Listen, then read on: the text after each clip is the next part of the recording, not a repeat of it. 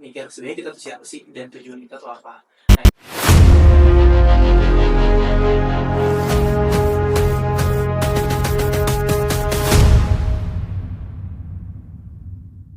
Sebenarnya, halo guys sekalian, kembali lagi ke podcast kita kali ini. Di segmen kali ini kita tentunya nggak kalah seru akan membahas topik-topik yang menarik dan relate buat teman-teman sekalian. Nah, teman-teman sekalian, pernah nggak sih ngerasain di satu fase tentunya, pasti kita semua pernah ngerasain sih, saya juga pernah merasakan hal tersebut gitu. Khususnya teman-teman yang saat ini sedang ada di bangku SMA, SMK, seperti itu, merasakan sesuatu hal yang cukup mengganggu bagi diri kita sendiri, yaitu apa sih yang mungkin kita sebut sebagai krisis identitas diri, krisis jati diri. Rasain dong, rasain nggak ya? Ya.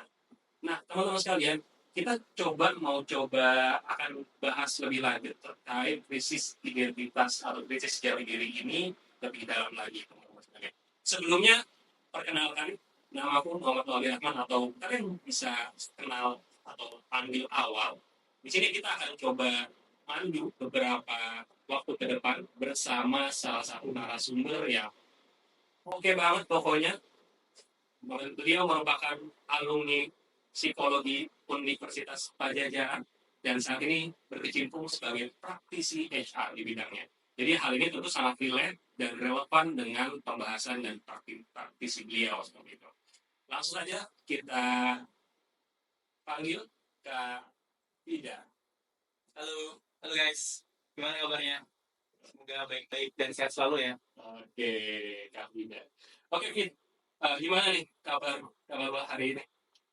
Kabar, alhamdulillah baik.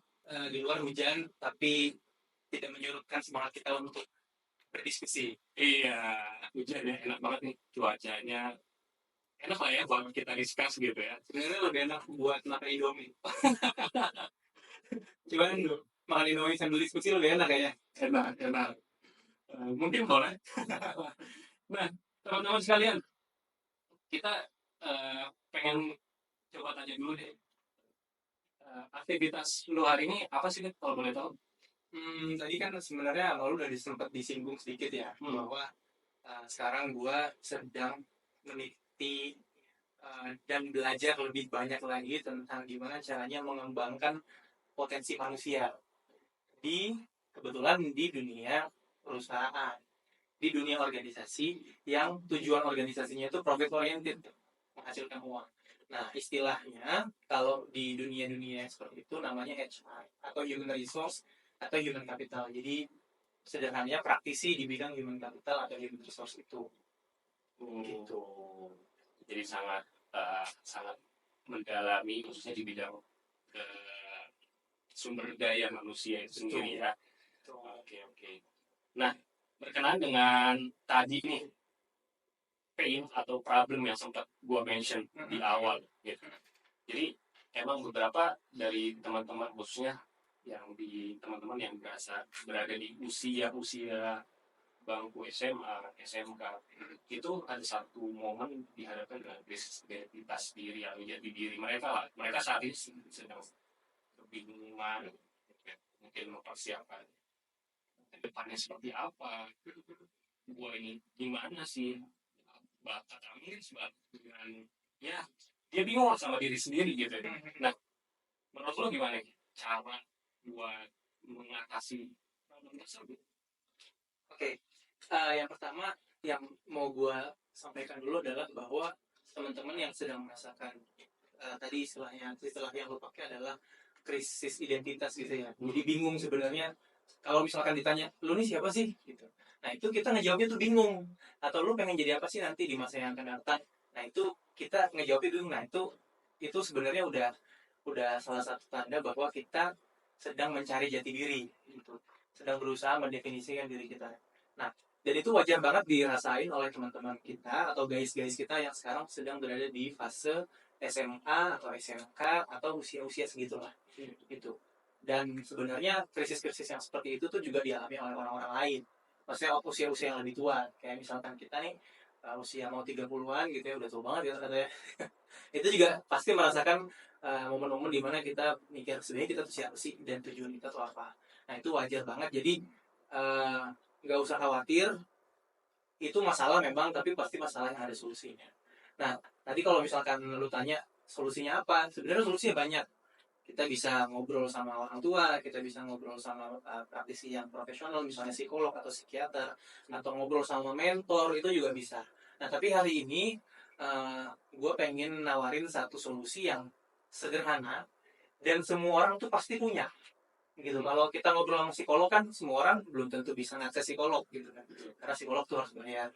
Ke psikiater juga psikiater harus bayar. Walaupun sekarang ada BPJS, gitu ya.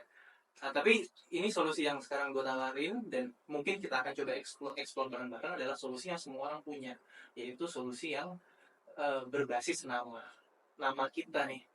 Nama gue dikasih nama sama orang tua gue Ahmad Fidabullah. Nah kita akan balik sana, lu dikasih nama sama orang tua lu Muhammad Awaldi Rahman. Nah kita akan balik ke sana. Mungkin temen guys di yang lagi dengerin juga punya nama sendiri yang dikasih orang tua, dan kita akan coba memecahkan masalah krisis identitas tadi dengan kembali ke nama yang sudah dikasih oleh orang tua kita. Oke, gitu. Menarik nih teman-teman. Eh, tadi tadi Vida sempat mention kalau bahwasanya ya wajar kalau misalkan lo hari ini bingung ketika menghadapi fase tersebut ya. Ya, gue sepakat sih. Artinya ini bisa dikatakan mereka in the right track juga kan ya, Fit ya. Betul. Justru ketika mereka nggak merasa bingung, aneh malah kan. Betul. Aneh ya. Nah, tapi kenapa sih emang kalau tadi lo bilang solusinya adalah coba kita reflect back to our name, kembali ke nama kita masing-masing, kenapa emang nama itu sepenting itu gitu? Nah ini pertanyaan yang menarik nih. Kenapa kita bisa kenapa kita perlu kembali ke nama? Kenapa nama menjadi salah satu solusi yang ya mungkin kita diskusikan pada siang hari ini adalah karena pertama semua orang punya nama, benda pun punya nama, semua objek bahkan yang masih di tataran rencana itu juga punya nama.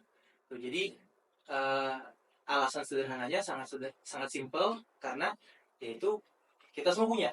Itu satu. Yang kedua murah juga gitu, nggak perlu keluarin biaya gitu kan, nggak perlu keluarin resource untuk mengakses itu. Dan yang paling penting adalah nama yang diberikan sama orang tua kita itu sebenarnya ada nilainya gitu, ada nilainya yang perlu kita pahami lebih lanjut, perlu kita eksplor lebih dalam, sehingga ketika kita memahami nilai itu, nah solusi yang masalah tadi tuh soal krisis identitas yang diri saya tuh sebenarnya hidup mau ngapain, nah itu bisa selesai.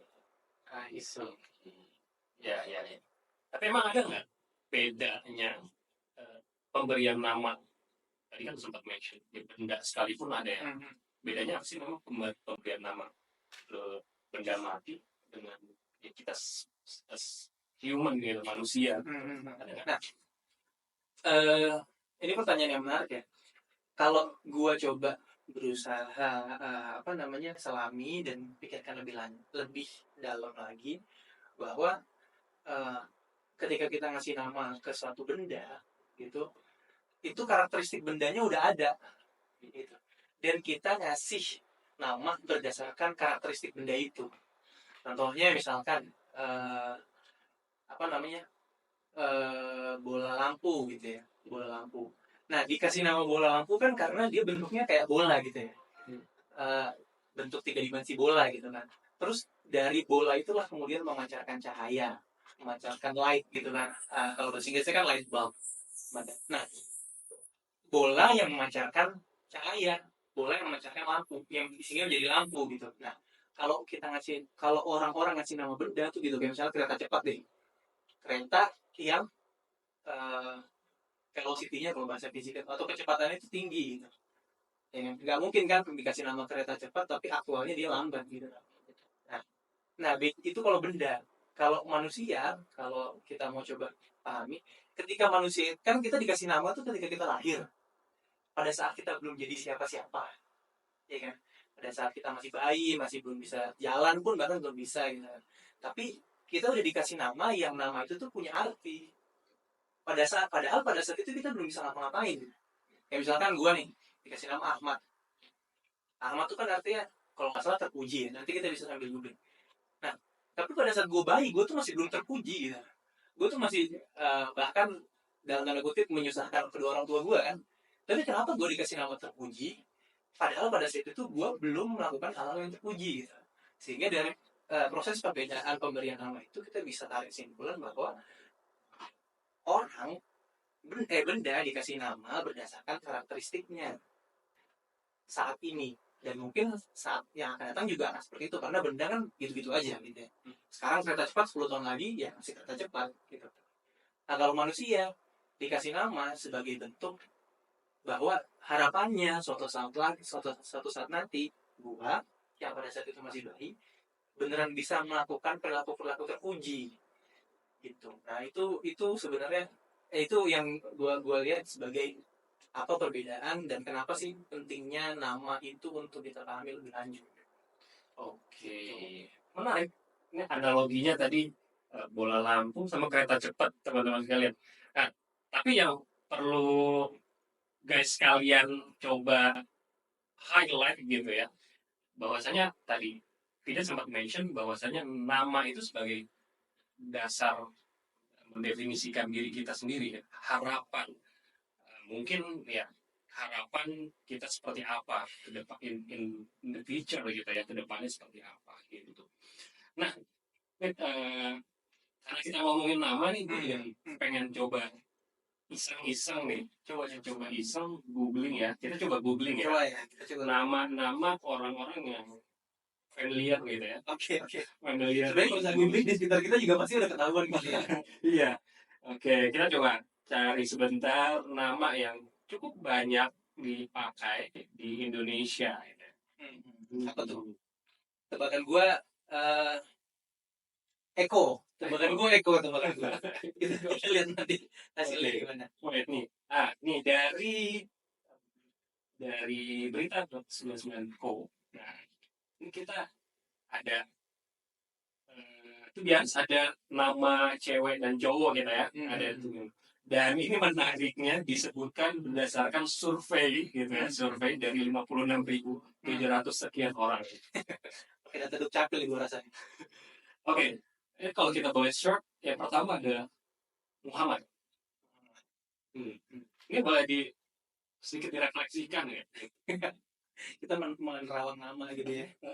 Nah, nggak apa-apa. Tapi ini nanti mungkin guys yang di rumah juga bisa sambil googling namanya sendiri gitu untuk mencari tahu lebih lanjut sebenarnya apa sih harapan yang dititipkan ke gua gitu. Tapi masih ya nama Muhammad, nama gua diawalin Ahmad. Nah, apa sebenarnya pertanyaan ini lebih cocok lu yang jawab.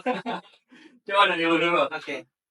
Nah, ini kalau misalkan gua googling Muhammad, ini dari asal katanya ya, Muhammad berasal dari kata hamada yang dalam bahasa Arab artinya ucapan syukur, puji, dan terima kasih. Nah, berarti kalau misalkan kalau di bahasa Arab itu kan kalau ada kata benda dikasih depanmu, dia jadinya orang yang terpuji, orang yang kepadanya diucapkan rasa syukur gitu. Kayak Islam, kata benda dikasih depanmu, Muslim, orang yang berislam gitu kan. Nah, jadi kalau Muhammad itu berarti artinya orang yang terpuji sederhananya gitu. Nah, berarti orang-orang yang sekarang namanya Muhammad nih, contohnya lu, gue juga sih sebenarnya sama kan, ya. Asal katanya sama kan. Betul. Terbebani dalam tanda kutip ya, terbebani sekaligus dibantu untuk diarahkan bahwa nanti 10 tahun lagi, 5 tahun lagi, atau besok bahkan kita tuh dikasih ini loh target bahwa lu tuh cuma boleh ngelakuin hal-hal yang terpuji aja. Boleh dalam tanda kutip ya, itu adalah arah lu gitu. Lu diharapkan menjadi orang-orang yang secara konsisten melakukan hal-hal terpuji. Nah, apa tuh hal-hal terpuji? Kita perlu breakdown tuh. Kalau misalkan kita sebagai siswa, ya sesederhana berbuat baik kepada tetangga bangku kita gitu kan. Kalau minjem penghapus dibalikin gitu kan. Ya gitu kan yang terpuji gitu kan. Atau ya kalau yang agak lebih advance lagi ya kita nggak nyontek dan sebagainya. Gitu. Pantas ya, pantas ya gue rasanya suka bersyukur aja. Apa iya? Apa iya? Oke, menarik. Iya. Oke, ini ada nama yang lain lagi ya. Sekarang dari yang perempuan kali. Ini ada nama Dewi, gitu. Dewi. Hmm. Ribet ya namanya Dewi. Nah, kalau di sini ya nanti teman-teman bisa sambil googling ya, guys kalian. Arti nama Dewi mengandung makna yang indah. Kata Dewi diambil dari bahasa Sanskerta yang berarti seorang perempuan cantik dan angkuh. Tapi mungkin cantiknya ini kalau misalkan gue boleh mendefinisikan lebih lanjut, kalau standar di apa namanya di beauty contest itu kan ada 3B, beauty, brain, behavior. Jadi yang cantik tuh parasnya satu, yang cantik yang kedua adalah perilakunya, yang cantik yang ketiga adalah kemampuan berpikir untuk memencerahkan masalah yang ada di sekitarnya. Mungkin itu harapan yang disematkan oleh orang tua Dewi kepada dirimu, Dewi. Ya pada akhirnya itu jadi satu titik tertentu akan mengafirmasi juga ya si Dewi ini nanti untuk bisa ya bagaimana berperilaku yang baik, terus juga bersikap yang baik, dan bahkan dari segi brain gitu, pemikirannya juga beauty gitu ya. Seperti itu. Menarik. Ini kayak kita bukan menerjemahkan nama kan ya. Jadi apa tuh? Nah, tapi memang ya itu tadi poinnya sebetulnya lebih ke arah yang Vida mention sebelumnya. Setiap nama kita merepresentasikan dan punya definisi ya, untuk menggambarkan self condition, ideal self yang kemudian kita pengen tampilkan. Betul. Dan nama berikutnya untuk yang cowok ada Putra. Kita cari dulu. Nah, arti nama Putra. Baik, kita bahasnya ringan-ringan aja. Kenapa jadi berat ya? Gue pikir bahas nama tuh ringan gitu, tapi ternyata apa kita terlalu daftar apa? Nih, ternyata nama Putra diambil dari bahasa Sanskerta juga yang mempunyai makna anak laki-laki. Namun dalam konteks yang berbeda. Putra juga berarti pangeran, anak secara umum dan laki-laki dewasa. Kata putra ini kemudian diserap dalam bahasa Indonesia sebagai arti yang kurang lebih sama. Jadi kalau misalkan dari yang ditampilkan di Google aja, putra itu ya pertama jelas dia anak laki-laki.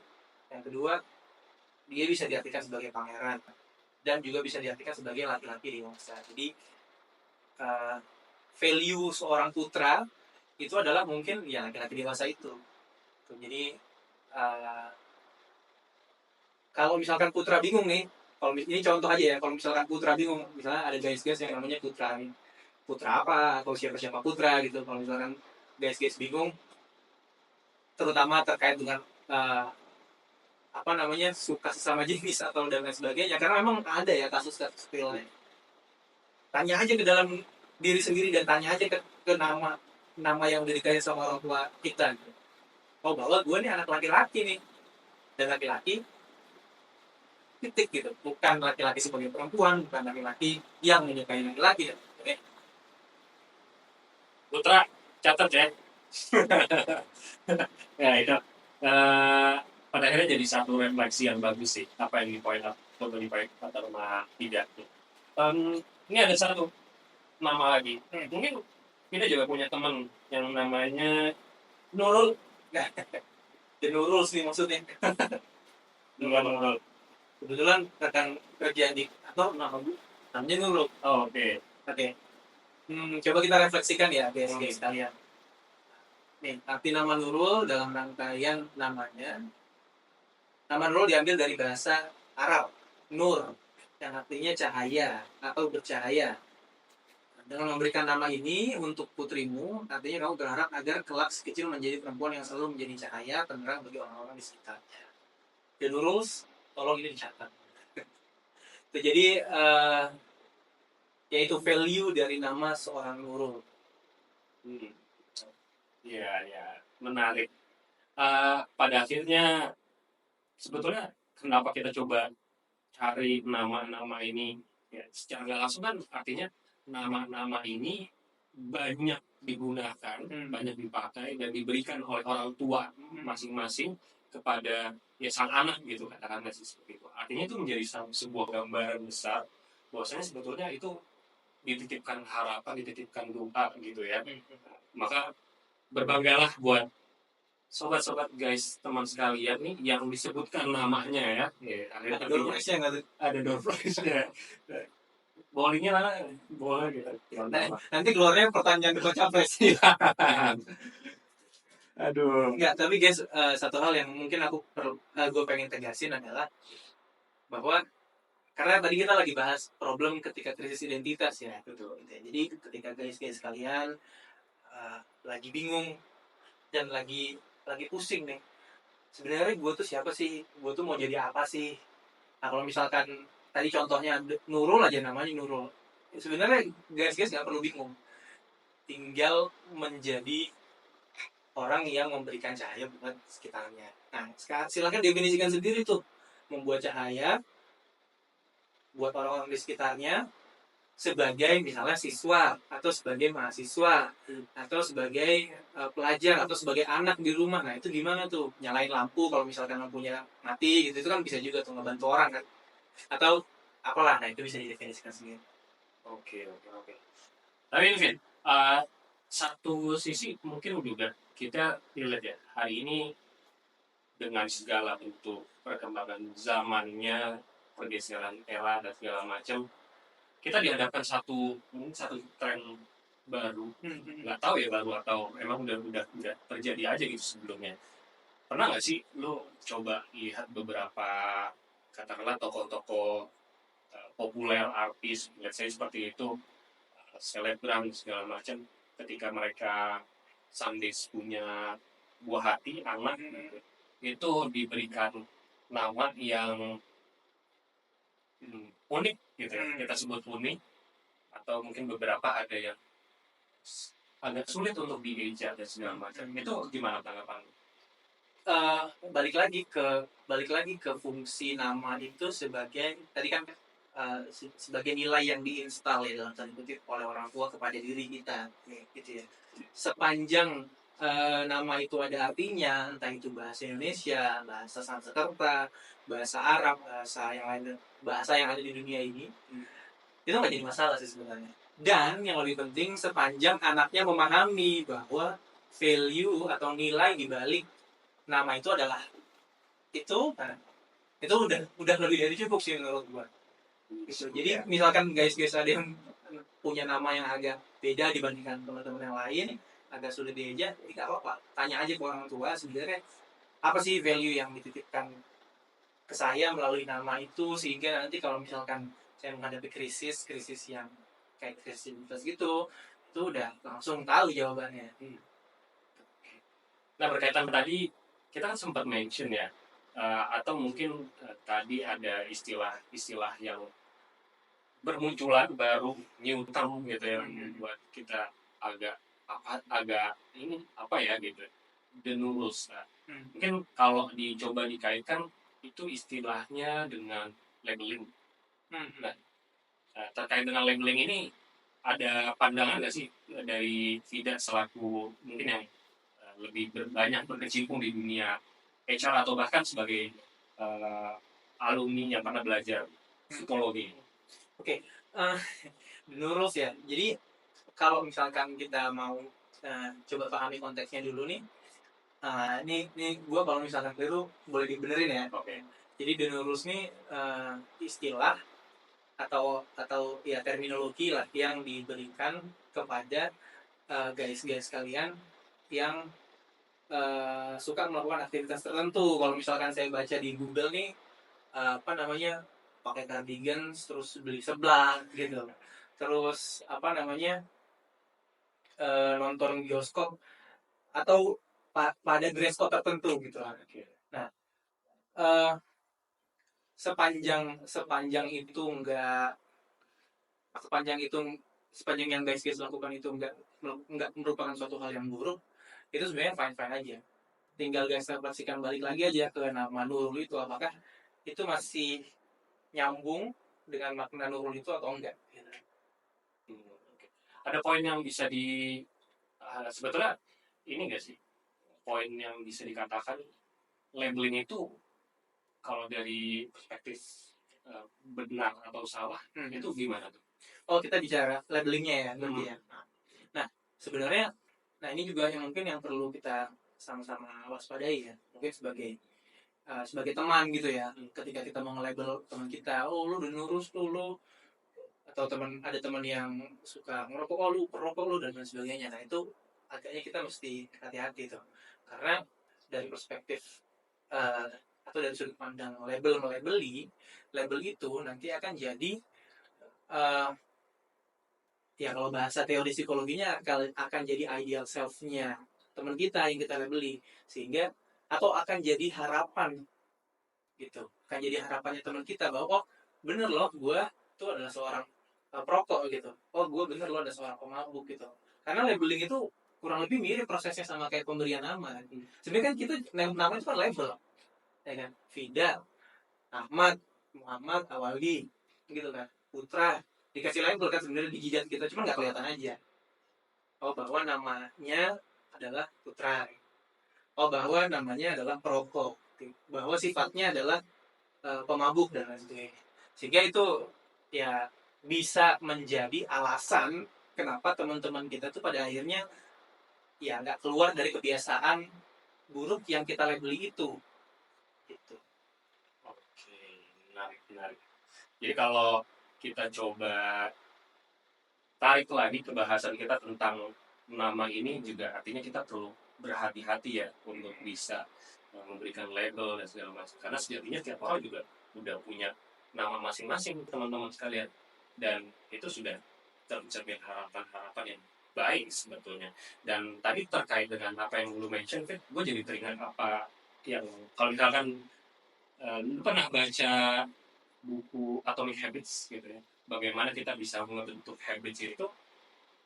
Cara sederhananya kan adalah kita membangun identitas ya. Ya, kalau misalkan tadi labeling itu, oke, lu perokok dan segala macam, pada akhirnya itu jadi satu habits yang terbangun pada akhirnya kan. Itulah kenapa ya teman-teman sekalian, ternyata labeling itu kurang tepat gitu ya untuk bisa diberikan kepada orang, karena sejatinya tiap orang punya nama masing-masing. Oke, Fit.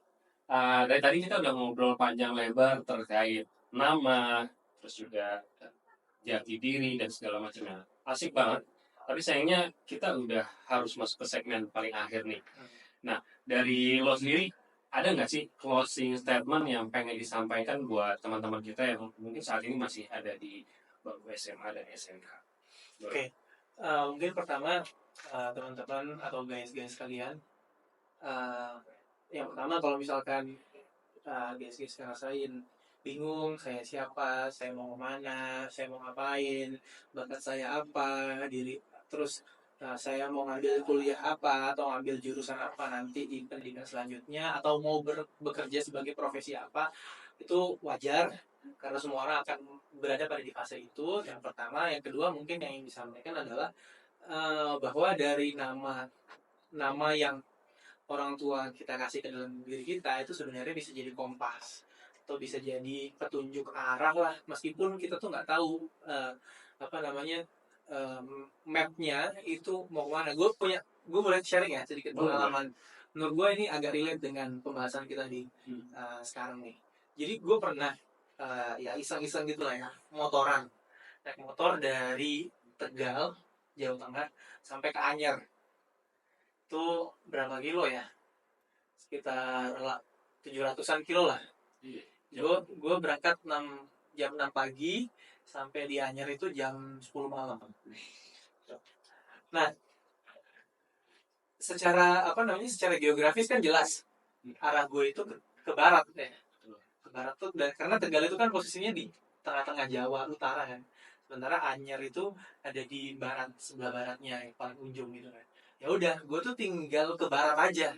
Pokoknya semua jalan yang menuju barat itu pasti akan mengantarkan gue ke Anyer, gitu kan. Nah, masalahnya adalah pada saat gue sampai Bekasi, Jakarta, Tangerang, yang mana akan banyak sekali persimpangan kan. Nah, kebetulan waktu itu HP gue masih HP kentang tuh, jadi baterainya cepet habis, cepet panas gitu kan. Nah, gue pakai Maps itu ngerasa butuh mulai pakai Google Maps itu kan dari Tegal sampai sampai Karawang itu gue nggak ngerasa butuh tuh karena jalannya lurus aja gampang gitu. Tapi pas udah mau masuk Cikarang, terus masuk ke Bekasi kota, Kalimalang, Jakarta Timur, tuh gue udah ngerasa harus butuh pakai Maps karena itu udah banyak banget belokannya, udah banyak banget trafficnya juga udah ya udah macet juga di mana-mana kan. Nah sayangnya pas gue mau make Google Maps itu HP gue baterainya habis pas di daerah Jakarta Timur. Nah karena gue nggak tahu jalan di Jakarta pertama kali juga tuh gue naik motor lewat Jakarta tuh, makanya kalau nggak ada map sebenarnya agak agak pusing ya kan. Nah akhirnya gue sempat berhenti di SPBU sambil sholat zuhur, kan jam 6 berangkat sampai Jakarta itu sekitar jam 1 atau jam 2 gue sholat zuhur sekaligus sholat asar di situ. Terus gue mikir gue harus kemana ya. ah nah gue baru kepikiran Anyer kan di sebelah baratnya Jakarta, berarti gue ke arah barat aja. Semua jalan yang mengarah ke barat itu pasti akan mengantarkan gue ke Anyer. Nah cuman barat itu sebelah mana? Gue nggak tahu. Gue bukan orang Jawa yang meskipun suku gue Jawa, gue bukan orang Jawa yang tahu ini utara ya. Gitu. Iya. Nah kebetulan ada matahari. Matahari kan ke arah barat tenggelamnya. Ya kan? Ya udah gue mengarah ke matahari. Gue mengarah ke matahari terus. Pokoknya ada jalanan, ada persimpangan. Kalau yang satu menjauhi matahari, yang satu ke arah matahari terbenam, ya gue ngambil di situ. Ngambil di situ sampai Tanah Abang, sampai apa namanya arah-arah, terus sampai akhirnya ketemu jalan yang gue familiar di daerah Serang gitu. Nah gue rasa lama tuh kayak gitu, pada saat kita bingung uh, kita mau jadi apa, kita arahnya mau kemana, kita itu apa namanya mau ngapain di hidup ini, nama itu bisa jadi kompas gitu, bisa jadi arah meskipun kita nggak tahu mapnya, meskipun kita nggak tahu beloknya ke sini atau ke situ, naik atau turun flyover, naik flyover atau turun underpass. Tapi selama kita tahu, oh kita tuh pengen jadi orang yang terpuji loh, kita tuh diharapkan jadi orang yang terpuji loh. Nah berarti itu udah membantu kita bahwa perilaku-perilaku yang tidak terpuji ya kita harus singkirkan dulu, mohon maaf, karena ya itu kompas di dalam diri kita tuh itu gitu. Nah, nah harapannya dengan merenungi dan merefleksikan kembali apa namanya nama kita yang diberikan sama orang tua kita atau yang diberikan sama kakek kita atau siapapun lah yang memberikan nama kepada kita. Nah, itu bisa setidaknya membantu kita mendefinisikan ulang, membantu kita melewati krisis jati diri yang mungkin ya waktu itu gua rasakan, lu juga rasakan, dan mungkin sekarang guys sedang rasakan. Itu. Nah, itu sih mungkin simpulan sedikitnya dari gua. Dapat ya teman-teman poinnya ya.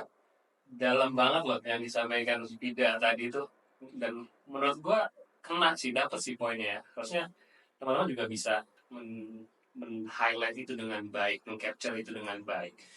Setidaknya kalau boleh, karena ini di segmen akhir juga, dan kalau boleh gue sedikit simpulkan nih, gitu, ada terkait dengan apa yang sudah kita bicarakan terkait nama itu tadi, ada 3 poin. Yang pertama, nama itu sendiri adalah merupakan refleks harapan gitu ya, harapan dari orang tua teman-teman atas kondisi bagaimana sih self ideal teman-teman di masa mendatang ya.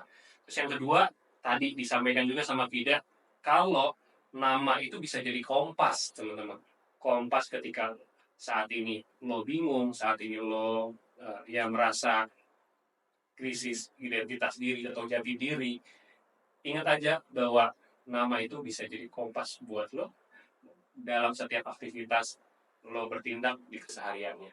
Dan yang ketiga, bahwasanya nama itu adalah tempat diri lo kembali gitu ya, untuk bisa menjawab siapa sih diri kita sebenarnya dan untuk apa kita selama ini berkarya, berkegiatan dan segala macamnya. Itu thank you banget Ida buat sharing-sharingnya di hari ini. Senang banget bisa ngobrol asik sama Ida, dan semoga kita juga bisa ngobrol-ngobrol lagi di lain waktu.